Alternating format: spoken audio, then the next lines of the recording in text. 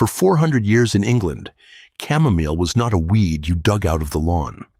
It was the lawn, planted on purpose, walked on, and prized because it smelled of sweet apples when you crushed it underfoot. Then, one machine arrived, and within 2 generations, that same plant became something people threw away. The plant is Chamomile noble, Roman chamomile, and the question that runs under this whole story is a simple one. How does a plant people grew deliberately become a weed? If you have ever pulled this out of a lawn without knowing what it was, keep that in mind. You were weeding out something people once planted on purpose. Picture a grand house in the 1500s. Instead of grass, a soft green carpet that stayed low and dense all year. People built benches out of it, living turf seats planted with chamomile, so that when you sat down and shifted your weight, the whole thing breathed out a scent of apple and warm hay. Cottage gardeners did the same on a smaller scale. There is even a story that a chamomile lawn was planted at Buckingham Palace. Whether every version of that tale is true or not, the point holds. This was a plant you wanted underfoot. So let me show you how to actually recognize it, because that matters more than any of the history. True lawn chamomile is low and creeping. It spreads sideways into a dense mat rather than shooting up. The leaves are the first thing to learn. Fine, feathery, twice divided, almost thread-like, so the whole plant looks soft and lacy from above. In summer, it throws up small daisy flowers, white petals around a domed yellow center, sitting just above the foliage. And it stays green through the seasons. It doesn't die back and vanish the way a lot of border plants do. It sits there, evergreen, mat-forming, waiting. But the real tell isn't the leaf shape or the flower, it's the smell. Crush a bit of the foliage between your fingers, and it gives you that apple and hay scent, sweet and clean. That scent is how you know. Here is the single test that keeps you safe. Crush a leaf and smell it. Sweet apple, good. Foul and acrid, walk away. And you need that test, because chamomile gets confused with several other plants, and one of them can hurt you. Start with the harmless mix-up. German chamomile, Matricaria chamomilla, looks similar at the flower, but grows completely differently. It stands tall and upright, a proper little bushy plant reaching up, not a creeper hugging the ground. So straight away you have the shape difference. The lawn plant runs flat and sideways. The German one climbs, now the one that matters for your skin. Stinking mayweed, Anthemis cotula, also carries small daisy-like flowers, and at a glance, a beginner can mistake it for the sweet stuff. But crush it, and it doesn't smell of apples. It smells foul, sharp, acrid, and the sap can blister sensitive skin. There is also corn chamomile in the same crowded family, another upright field plant that muddles people who go by the flower alone. This is why the scent rule is worth more than a photo. Never confuse the sweet-smelling creeper with the acrid-smelling upright weed. The low one that smells of apple is the plant people prized. The tall one that smells rank is the one you leave well alone. So where do you actually find the good one? Chamomile likes it short, disturbed and well-drained, sandy ground, lighter, more acidic soils. It positively tolerates being trodden on. That's the whole reason it worked as a lawn in the first place. So you look for it on grazed commons where animals keep the sward short, on old sandy lawns, along path edges, and around the margins of fields, mostly across southern and western Britain. Poor, thin, sunny ground where finer things struggle. That's chamomile country. So now you have the plant, the scent test, and the ground it loves. What you don't have yet is the machine. In 1830, one man built a device that would turn this fragrant, hand-tended turf into a thing worth digging out. His name was Edwin Budding. His machine was the lawnmower, and to understand why it mattered, you first have to see how much people valued chamomile before it existed. Because for centuries, this plant sat in the herbals, in the kitchens, and in the finest gardens in the country. So let me pull 2 old books off the shelf and watch how I handle them. Everything they say is a fact about the book, not a fact about the plant. Roman chamomile turns up in John Gerard's herbal of 1597. Gerard was a barber surgeon with a famous garden in London, and he wrote it down, described it, gave it a place in his enormous catalogue of plants. Then, 56 years later, it appears again in Nicholas Culpeper's herbal of 1653. Culpeper listed it too, and that is exactly what those 2 entries tell you. They tell you what a man in 1597 and a man in 1653 chose to write about a plant they knew. They do not tell you the plant did anything. A herbal is a record of what people believed in the century they believed it. Nothing more. And here is the thing the herbals miss anyway. The best of chamomile was never in the medicine cabinet. It was on the floor.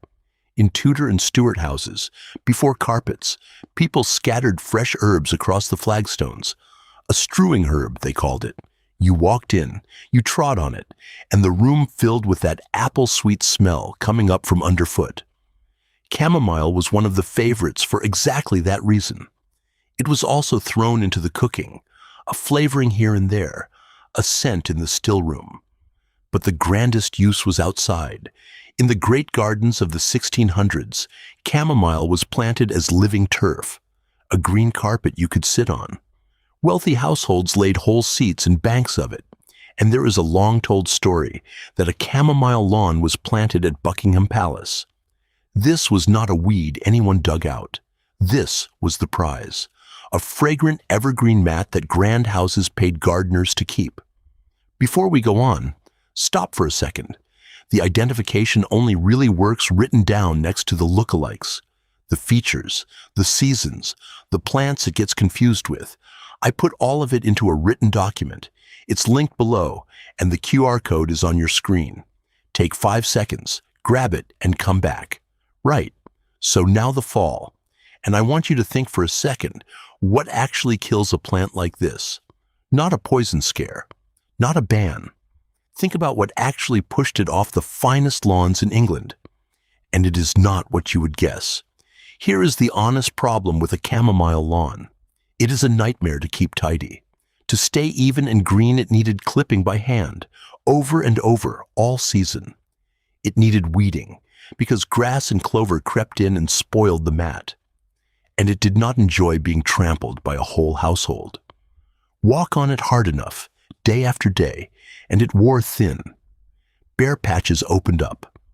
What was meant to be a smooth apple-scented carpet started to look ragged and blotchy.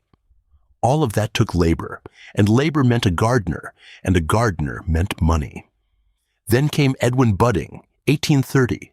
His cylinder mower did something no chamomile lawn could compete with.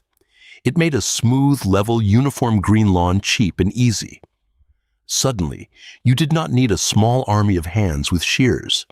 You needed one man and a machine, pushed up and down on a Saturday. And the rising middle classes, the new villas and terraces with their neat front gardens, wanted exactly that.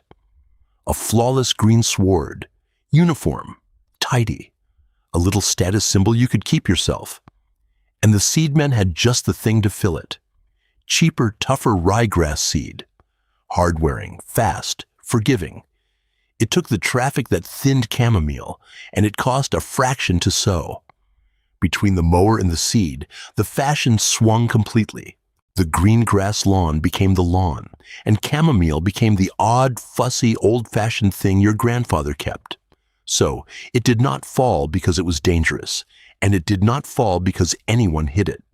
It fell because grass was cheaper. Which leaves the one question people always expect a miracle answer to.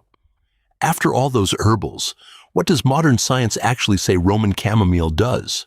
Honestly, not much. And I mean that as the whole answer. Rigorous modern work on Chamomile nobile, the true creeping lawn chamomile, is genuinely thin. Not thin as in secretly promising, thin as in barely studied. There are scattered bits of work, mostly small, mostly preliminary, mostly not repeated by anyone else. When the research on a specific plant is that patchy, the patchiness is the finding. gaps, not answers. And that is the point of this channel. If a video promises you more than gaps here, it is telling you more than anyone actually knows. I would rather leave you with an honest blank space than a full-color claim I can't stand behind. So that is where the science sits, mostly open ground, waiting for work that has not been done. Which brings us to the part that actually matters if you ever go looking for this plant. The safety. Because the sweet-smelling creeper has some ugly company, and telling them apart is not optional. The one to burn into your memory is stinking mayweed, Anthemis cotula. It looks close enough to fool a hurried eye. Small white-petaled flowers, a yellow center, feathery leaves. But everything else is wrong. It grows tall and upright, not low and creeping along the ground. And when you crush it, it does not smell of apples. It smells foul, sharp, acrid, and the sap can blister bare skin on people who handle a lot of it. That is the whole safety line in one sentence. The sweet one hugs the ground. The acrid one stands up. If your nose says rotten instead of orchard, walk away. Corn chamomile and the other upright mayweeds sit in that same confusing cluster, and the same rule saves you. Low and apple-scented, or tall and off. Nose first, then eyes. There is a second group who should give it a miss entirely, no matter how well they can identify it. Chamomile belongs to the daisy family, the Asteraceae. That is the same family as ragweed, marigolds, and a lot of common allergens. If you react to daisy family plants, this is one to admire from a polite distance rather than handle. And wherever you find it, mind the ground it's standing on. A chamomile mat on a busy road verge has been breathing exhaust and swallowing whatever got sprayed along that margin for years. The problem there is not the plant. It's everything that landed on it. Roadsides, field edges next to sprayed crops, any ground you can't vouch for. Leave those plants where they are. Pick your spot, not just your plant. So, after all of that, the herbals, the mower, the daisy that stinks. What is chamomile actually good for now, once you strip away every claim it can't carry? Quite a lot, as it turns out. Just nothing miraculous. It is one of the best fragrant ground covers you can grow on poor land. It shrugs off drought. It stays green and mat-forming through a dry summer that turns ordinary lawn to straw. It handles being walked on, and it pays you for it every time, with that apple-sweet scent lifting off the leaves the moment a foot presses down. Bees work the little domed flowers all summer, and it is still sold right now for exactly the job it did 400 years ago under the cultivar name Treenig, a low, non-flowering chamomile bred specifically for lawns. Sit with that for a second. The plant they planted on purpose. The plant budding's mower and a sack of cheap ryegrass turned into a weed. It's still here, still sold. A scented living alternative to the very green turf that replaced it. It didn't need a miracle to earn its place. It just needed someone to stop calling it rubbish. And you can go and find it this summer. Look on sandy commons, on old thin lawns that never got the full lawnmower and fertilizer treatment, along dry path edges across southern and western Britain. Light, well-drained, slightly acidic ground that gets trodden. Crouch down, pinch a leaf, smell your fingers. If it's apples and hay, you found it. If it's foul, you found the other one, and now you know the difference. That's chamomile. A 400-year lawn, undone by a machine and a fashion, quietly surviving as a plant for bees and bare feet. Before you go, do one thing for me. Tell me in the comments which plant you've been pulling up for years without knowing what it was. The scruffy thing in the border, the one in the cracks of the path, the weed you've been at war with since you moved in. Name it. There's a decent chance it has a story just like this one. And next week's plant is already waiting for you on screen.